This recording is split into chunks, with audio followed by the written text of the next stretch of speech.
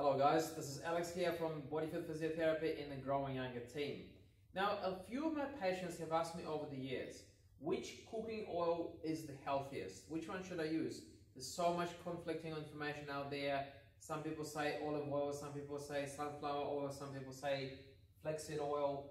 It's just so confusing. Now, this question strictly falls outside of my scope of physiotherapy. But what I did is I went out and did a bit of research. Okay, so I pulled together a few research articles, a bit of scientific data to try and figure out exactly which oil is actually better for you and for your health. Okay, so I've put together about a half an hour webinar. We're going to go deep. I'm going to explain in simple language which of these oils are best suited for you. Okay, so we're going to talk about the actual health benefits and the possible drawbacks of these oils.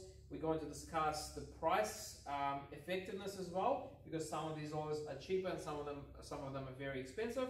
And we're also going to talk about the suitability for cooking versus using it in dressings for your salads. Okay, so this is going to take about 30 minutes. It's a live webinar next Tuesday at 7 p.m. So all you have to do is sign up, click the link below, and to register yourself for this webinar. Okay.